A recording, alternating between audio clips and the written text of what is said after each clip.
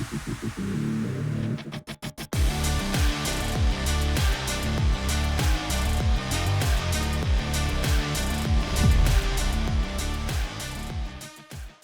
Avino Silver here. I got David Wolfin here. He's the president and CEO of this operation that trades at ASM on the big board in Toronto and in the U.S. here on the NYSE. David, good to see you here. And I guess just like I said a second ago, the headline says it all here.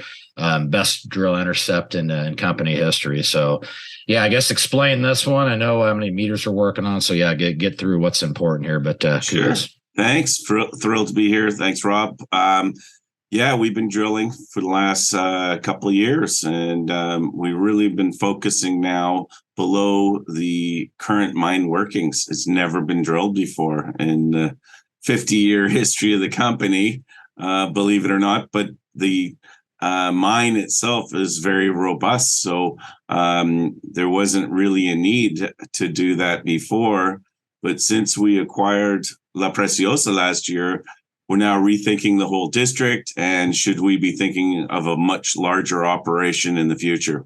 Yeah. So this must be a pretty key indicator in that. So yeah, I mean, 55 years here with here, and it took this long, like you said. Though there's a reason why. So yeah, what's this do to the long-term plan here?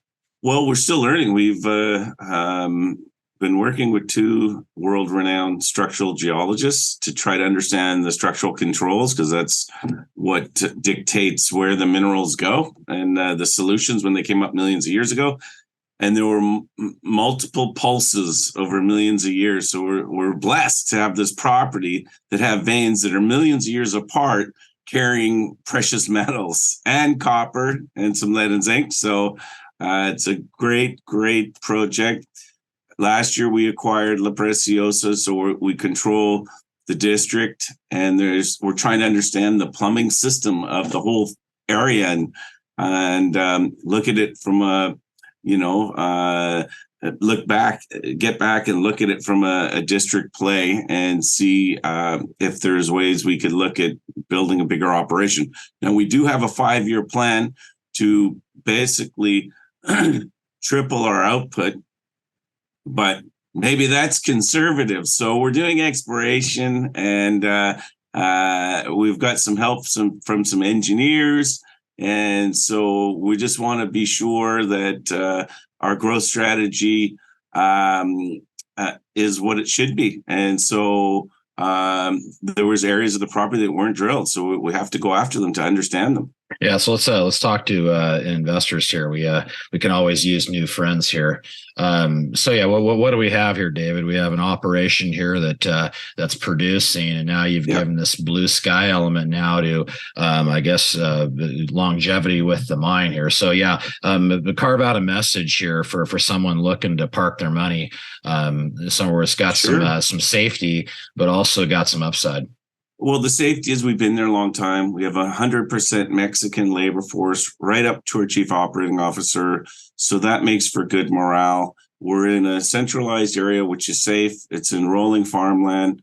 We're fully permitted. And so that's very valuable considering the left-wing government. So being permitted is a blessing. What else? I mean, we're producing between 2.8 and 3.2 million ounces of silver equivalent this year.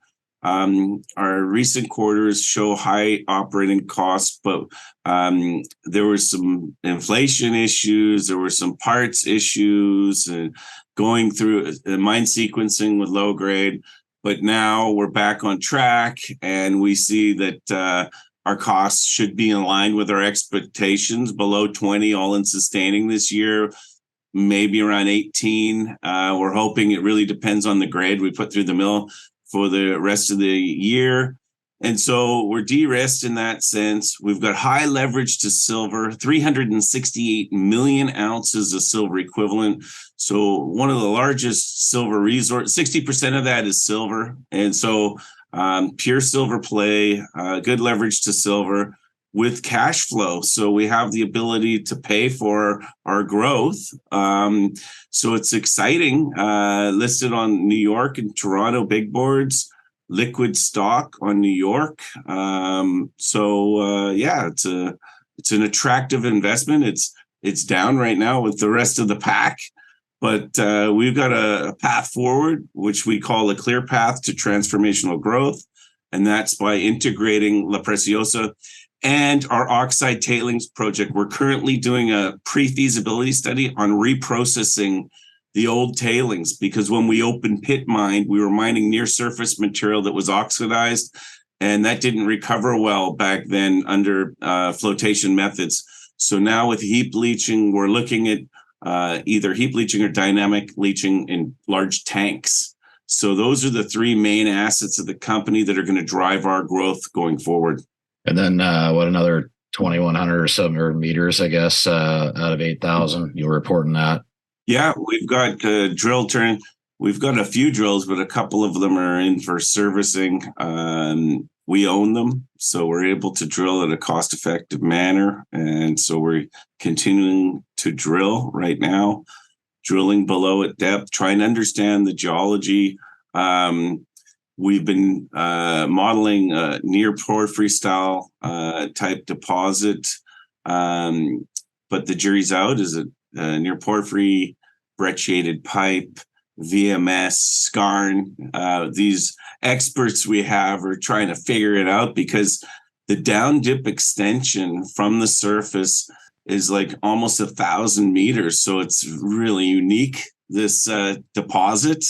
Been the gift that's been giving for hundreds of years. It was discovered in the 1500s and never been fully explored at depth. Just it was hand to mouth, all these years. And so now we want to get a handle on what's the potential is.